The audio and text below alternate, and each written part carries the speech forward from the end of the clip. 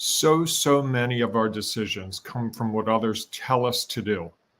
By listening to them, we kid ourselves into believing that we don't bear the full responsibility of what we've decided. It was their fault if X happened. It was their fault if Y happened. It wasn't my fault, it was them. We're going to talk about the power of others' influence on us as we make choices in today's episode of Today's Antidote. Stay tuned for Today's Antidote, brought to you by the Renegade Success Network. Today's Antidote features a healthy dose of thought-provoking insights and information for business owners, entrepreneurs, leaders, and nonprofit professionals. Each day since March of 2020, this program has offered that one thing to help you continue on your own unique pathway to success. And now, Renegades, we bring you Bob Graham and Tom Brush. Hey, Tom. Happy Tuesday. Good morning, Bob. How are you doing today?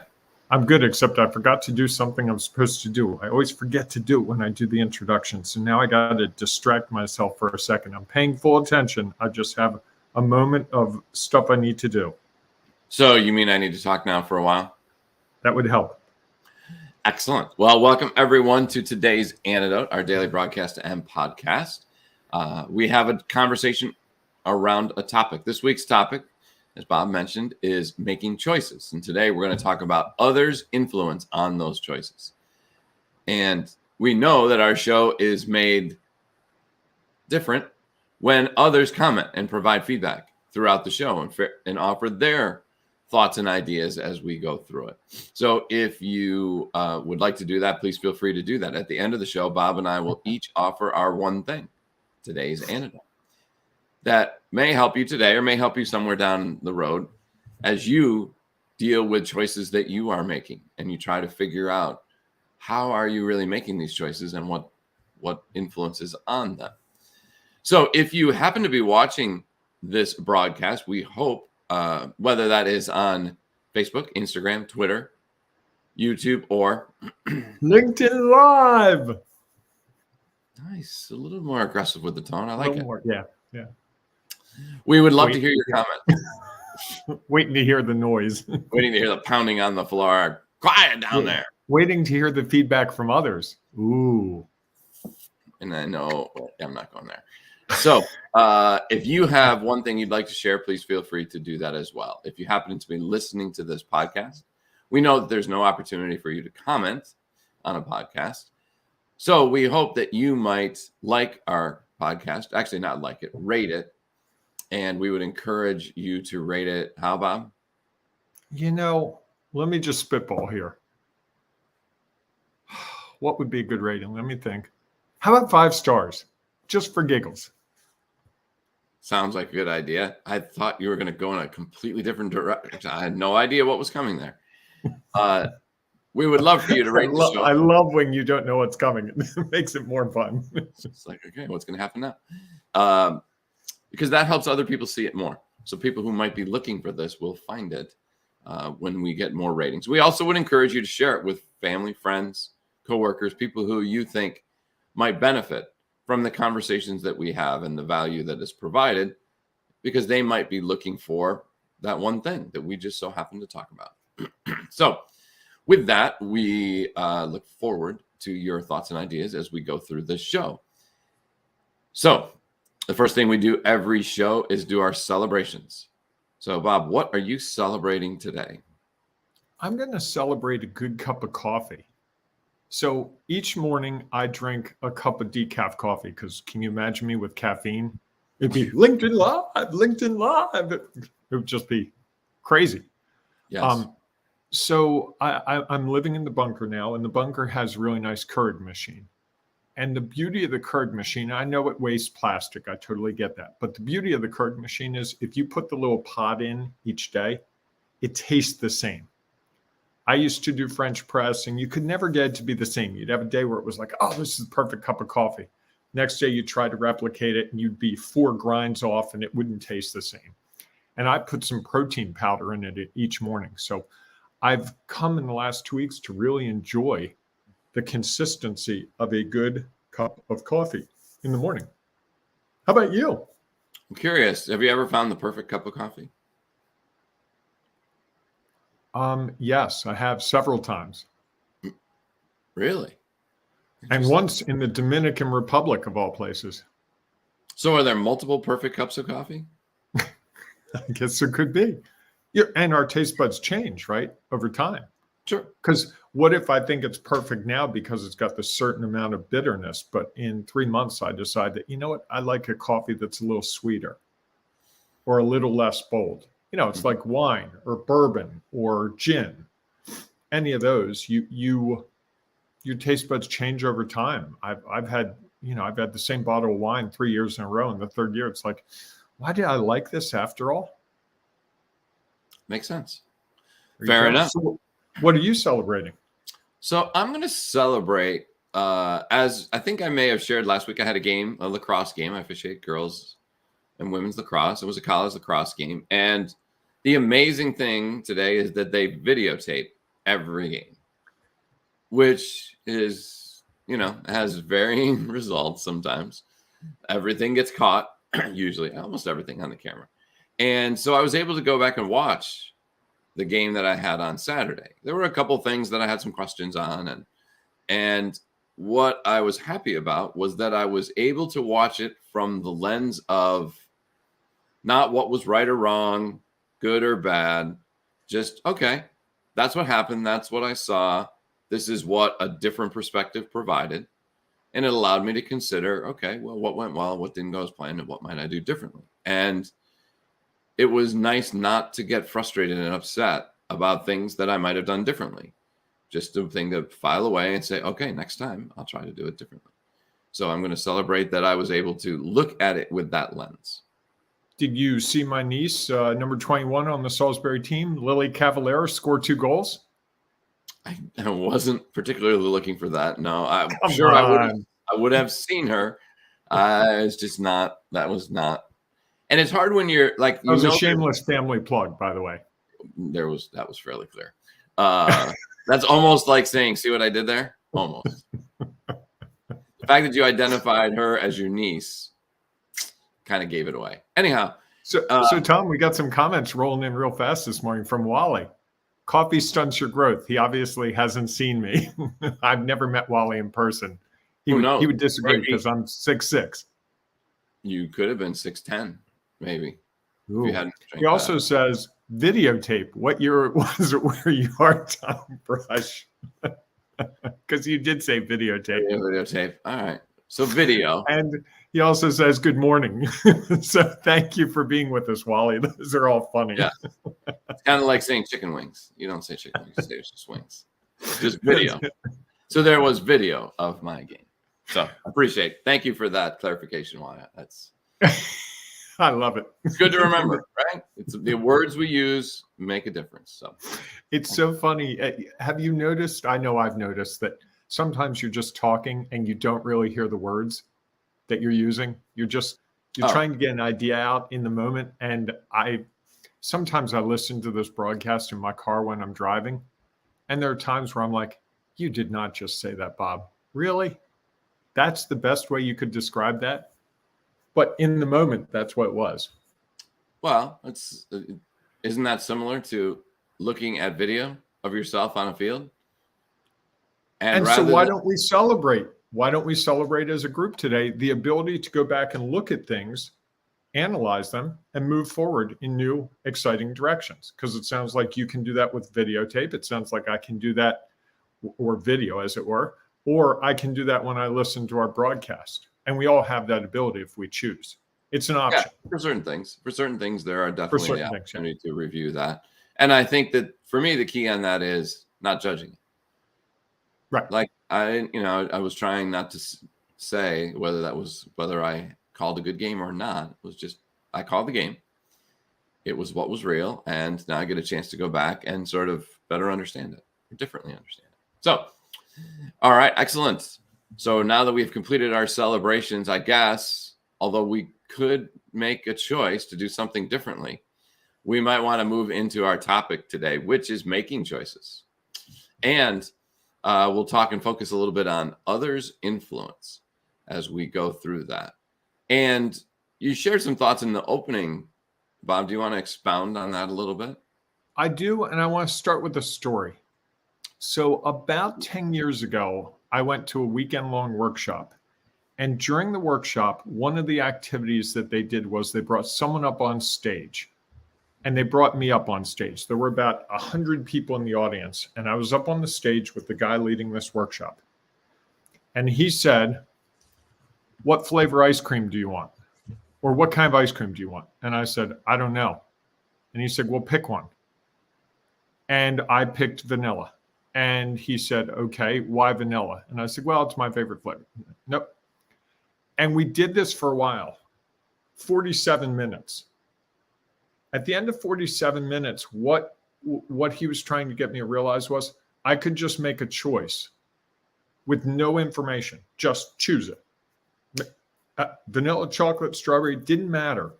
I was giving all the factors for why I was choosing it. And he was saying, you have this option to just make a choice without anyone's feedback, without your own thought, just boom. And it stuck with me for all these 10 years since then that I can choose something without all the data points. And where I think that really has come into mind for me is I am extremely susceptible to others' opinions and feedback. Extremely. All you need to do, write a negative comment in the chat right now and you can watch it. Yeah, don't do it, Wally. We'll go spinning off into who knows where. But I'm aware of that now. And I think there are times that curtails my ability to accomplish the things I want to accomplish because I'm worried about what someone else is going to say, what someone else is going to think, how they're going to feel about it, what they're going to think of me. And I think when I look at my business pursuits throughout my career, there were many times where my own instincts were probably as good or maybe even better than anyone else's, but I was too worried about standing out on that ledge by myself and going, this is what I'm going to do. And I don't care what happens. And in my personal life, it's the same thing. And over the last couple of months, I've done something that took a lot of work to do. And it feels awkward, but I know I'm right in doing it for my reasons. And I wait for someone to criticize it. And so far it hasn't happened. And I think that's the other part of this, that we make choices and we give other people more influence than they probably warrant. And it's out of fear. For me, it's out of fear of doing something wrong. I don't want to do the wrong thing. I want to do the right thing. And as we've said on this program countless times, there is no right and wrong. It's just what's real. I get that. But in my head, the 50 some odd years of training is there's a right and there's a wrong. And if I do what's wrong, I know intellectually it'll help me figure out what's right. Every step I take takes me a step closer to my goal. Even if it's veering off to left, way off to left, I can figure it out from that. Because if I take no steps, I'm going nowhere. But how many steps have I made that are dictated by what others think, not what Bob thinks? You know, so someone's been saying to me every day for the last couple of days, you know, what does Bob want today? What does Bob want right now? It's not yourself, and you're using your own name in the third. No, person. It's not. No, someone else has been saying that to me, and it's funny because when it started as a joke kind of thing, but now I realize I don't know what I want. I'm influenced. If you told me, hey, Bob, you know what, it's Tuesday, you should do this thing, and be like, hey, you know what, Tom, that's probably a good idea. Because if you give me that idea, now you're responsible. If it goes horribly wrong, I'm off the hook. I just did what Tom told me to do. I didn't know that was a bad idea. Talk to Tom. He's the knucklehead, not me. Now, that's not really true. It's really not true, but that's what's going on in my head. And I don't think I'm alone. I bet there are people out there right now going, yeah, that's exactly it. You know, I'm waiting for my spouse to make a decision. I'm waiting for my employee to make a decision. I think when we're leaders, often our employees come to us wanting cover that they could make the decision. But by bringing it up and discussing it with you, then it's like, well, okay, so what do you want to do? Well, I'd like to do this. And now you've blessed it. the CEO or the manager has said, okay, that's okay. So if it goes bad, now you have shared blame. And I think many of us like shared blame because being out on your own, not so easy. And I think of someone like Wally. I've talked to Wally a couple of times on the phone, and he is fearless. I don't get a sense that he really cares what my thoughts are. He cares what my thoughts are, but his decisions are uniquely his own. And I'm not in that place very often, although sometimes you are more so. You seem not to care that much. You seem to have a clear compass about where you're going. And I'm saying that with respect, more respect than I think you realize, because I struggle with this. I could talk about this topic till August. Interesting. Well, it's interesting to me as you were talking and as I was thinking about it, I was thinking about two different things. One was, I think there is people who have influence in the moment as we make a decision or in a decision that we make. And ultimately, I believe that it's still my decision. They're not, I mean, I guess somebody could force me to do something, then it's not, although it is still my decision. I could either do it because they're forcing me to do it, or I could take the ramifications for not doing it because that was the choice I wanted to make. And I think that's part of it, is that ultimately you are making the choice to do it. People might have influence. They may, one of the ways I was thinking about this is, why do you go to a restaurant or a movie sometimes? Because somebody said, oh, it's a really good movie. You haven't seen it. You don't know. You're just taking their word or their thoughts or their ideas and saying, based on who it is that shares it, well, I trust their opinion, so I'm going to go, even though I might not have otherwise gone. Yet, you are still making the decision to go. It's not their decision. They're just sharing some influence with you. So that was the one side of it, is that. And then the second side is, I honestly believe that every choice we make has influence from others. Mm-hmm. It's still our choice. Because, and when you think about it, when you were on that stage and you chose vanilla, for some reason or another, there was some influence on you that brought vanilla to mind more than other things. And so even though you made the choice to pick it, there was other influences. All I think about is the Super Bowl. If you watch the commercials, whether you like them or didn't like them, they are trying to influence your decision-making.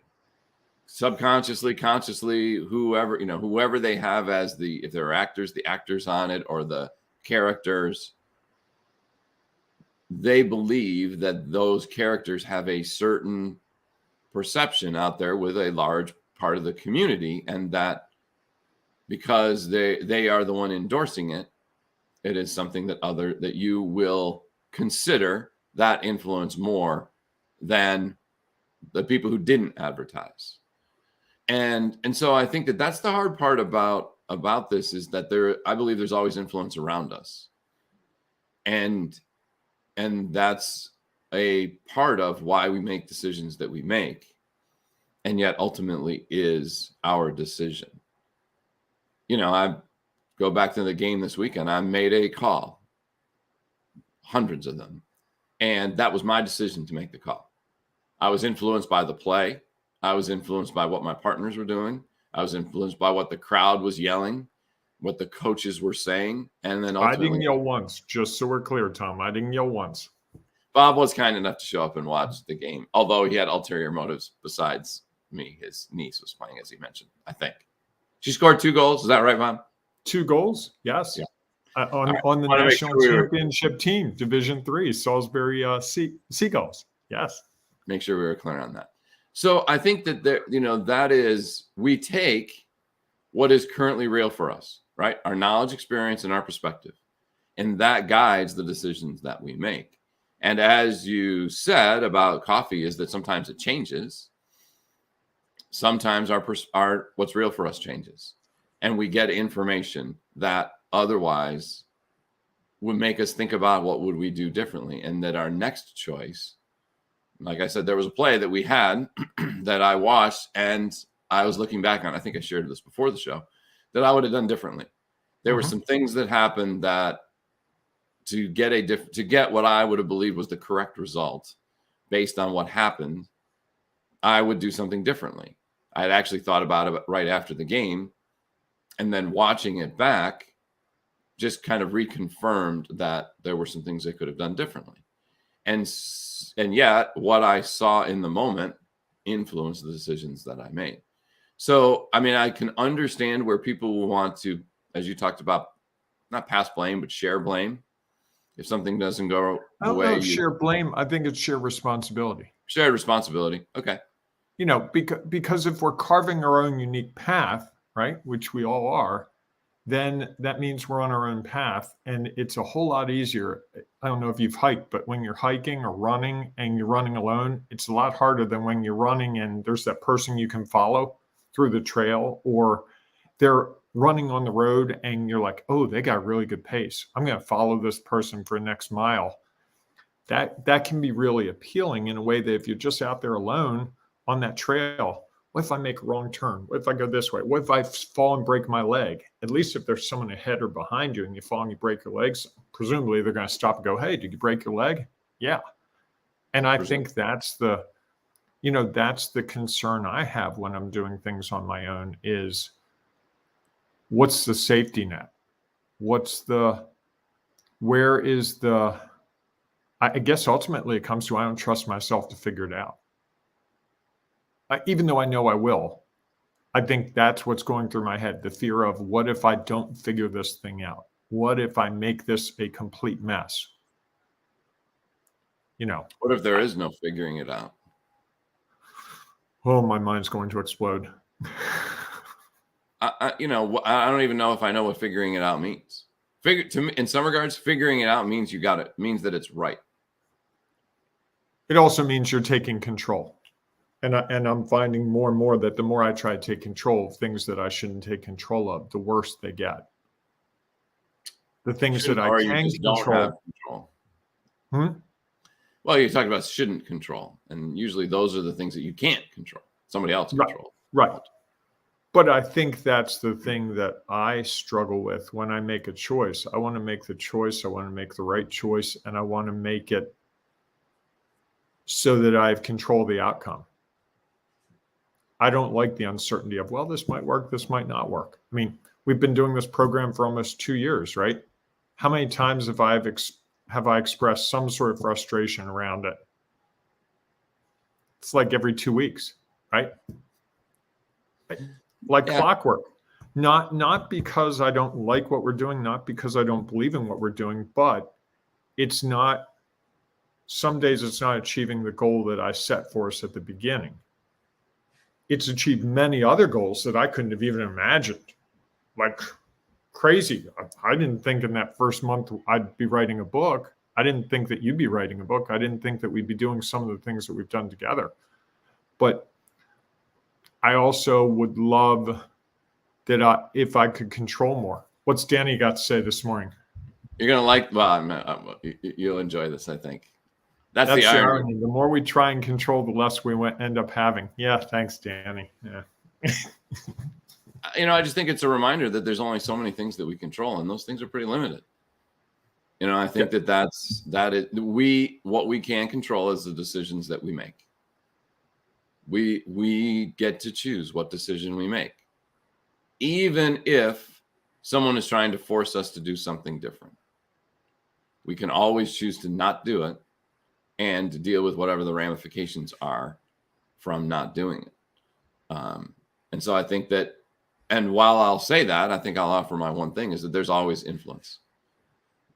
And depending on who is providing that influence and how you look at them will greatly impact I believe, whether you make a choice that way or not.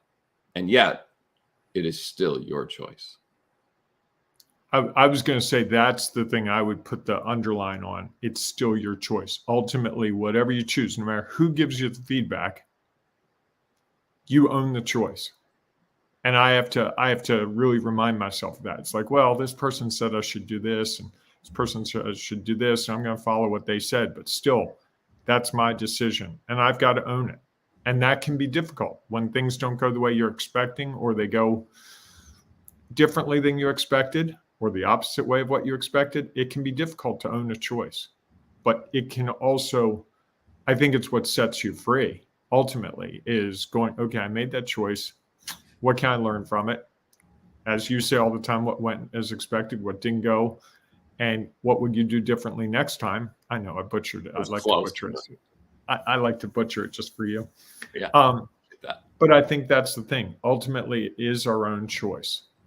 And that's really the power that we all have in carving this unique pathway, right? It's just like you can go down the ski slope, fresh snow, no tracks on it. You get to pick your route. I've done it. It's the most exhilarating thing in the world, because you're like, wow, there are no marks on this. I have no idea what I'm skiing into. And you ski down and then you look up and it's like, there's my zigzag. That's me. Now, an hour later, there are 50 other people's zigzags and you can't tell your zigzag. But there's a feeling of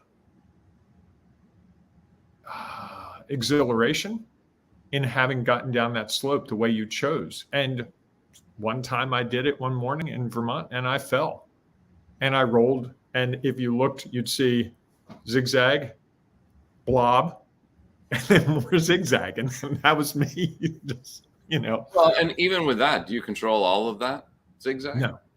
Nope. Don't control what the snow will do. Don't control how icy it is. Don't control whether my ski falls off in the middle or my pole goes. Underneath you that you didn't see? Yeah. I mean, I think that's the thing, is that we are so concerned about the results of the choices that we make.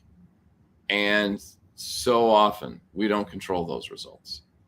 And I think that's the point I've gotten to, is like, I realize that my goal is to take action and then figure out what happens from that action, and not as a way to judge it, rather as a way to say, based on all this information and influence that I had, this was the choice that I made.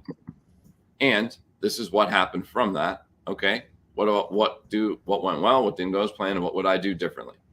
And then I choose to move forward with that and stop judging whether it was what I should have done, could have done, whatever the case may be.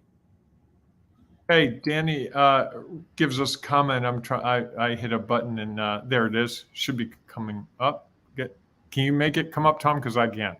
Yeah, every time I do it, I think you click it. So it's no more control. Instead, in and out, up and down, ride waves of life and work knowing we can't control it. That's the choice. Kind of like skiing for me. Danny he's originally from a place where they would do much more skiing than surfing, although he spent a lot of time in California. So he understands the surf culture, although now he's back to skiing again. So he'll probably pick up on that and understand that metaphor, as he has. And I guess it's funny, Tom, because when I've gone skiing, and it's been a long time since I went skiing, I really didn't know what I was doing. Every time you go down a hill, it's completely different because the conditions change. And that was part of the appeal of it to me. Isn't that kind of like making choices? Every choice you make. That's where I'm going. That I have experience in this. And it's the same thing playing golf. I love to play golf, and golf's about making choices all day long. I don't question those choices the way I do in business. I don't question those the way I do in my personal life. I'm much freer on a golf course than I am in my real world. I'm not because you think you control the results more on the golf course, or you don't control the results. I know I don't control the results. Yes, correct. And I'm not that good a golfer. And so I give myself more grace. There's a lot of, I guess I can hit 285 yards over the water. That's a good lesson for next time I play here. Maybe I should have gone around. And I think it's the same thing in business. I just don't apply the same logic to my business the way I could on the golf course, or on the ski slope, or countless other places. Surfing. Maybe that's the next thing you should take up to get just surfing. I tried water skiing. That was a debacle. My legs are too long and too wimpy to control a. Yeah. All right. So, would you have your one thing? Was your one that you shared? I did. We underlined that you have the choice. All Come right. on, Tom, pay attention. Well, I was wrapping. I got my mind thinking about you on water skis. See what influence you have on me? That went right to my What head. I haven't told you is I wear that one-piece men's bathing suit with the stripes like they did back in the 20s. Please don't say that. That image will live in my head for way too long, even if it's for 5 minutes. All right, everyone. Thanks so much for being with us today. Thanks to Danny and Wally for your comments. We Enjoying this. If you have your one thing that you'd like to share, please feel free to share it, because we know that it will add value, and it might be unique, and it will be unique, and it'll be a little bit different, likely. Even if it's similar, you'll likely use different words and different expressions. And so it may impact someone, influence someone differently than what we share. So please feel free to put that in the comments, whether you're watching this now or you are watching it later. And if you're listening to the podcast, you can go to our Facebook group, the Ring of Renegades, and the video will be there, and you can put your comment inside the video. So we hope that you will join us there. We also want to make sure you remember that you can gain everything Renegade by downloading our app, the Renegade Success Network. Sorry. You can get that on Google Play as well as the App Store on an Apple product. Can you say it again? Because I didn't do my part. You kind of backed into it. You were struggling with the words, and I didn't want to stop you because I thought it would make things. So can you go back to what's that app called again, Tom? The app is called Renegade Success Network. Dun, dun, dun, dun. Excellent. Make sure we get all your parts in here. The appropriate I have way. to remember them all. You might have to start creating a list so that you make sure that you're able to do that. That would be so funny. So we would love to see you there. You can access the show from there, whether you can access the Ring of Renegades Facebook group. You can also access, if you're interested, our 6-week program to help you find success the Renegade way. If you're really struggling in how you make your choices, that program is a great way to help you figure out the choices you make each day to ensure you're focused on the efforts that are going to move you forward or help you take your next step along your own unique pathway to success. So that's easy to do. You can just go to the app, look at it, and there's lots of information. And also, if you're new to our show and you're like, well, what the heck is a renegade? There are some videos in there that will give you some feedback of how Bob and I look at what a renegade is. And we know that will add some value, some have a little bit of impact, or a lot. And we hope that if you do enjoy what you see in there, you'll share it with others. So we hope that you'll download that. We'll see you inside of that community, or we'll see you tomorrow morning, 8 a.m. Eastern time, for our next edition of today's Antidote. Have a great day, everyone. Hey, embrace the renegading you. And make a choice. Just for the heck of it. Excellent. All right. Take care, everyone. Thanks for listening to today's Antidote, powered by the Renegade Success Network. The Renegade Success Network helps you confidently create your own unique pathway to success. To learn more about the Renegade Success Network and how you can take your next step, follow us on Twitter, connect on LinkedIn, or join the Ring of Renegades Facebook group. For full details on how you can join our community, go to renegadesuccessnetwork.com. Embrace the renegade in you.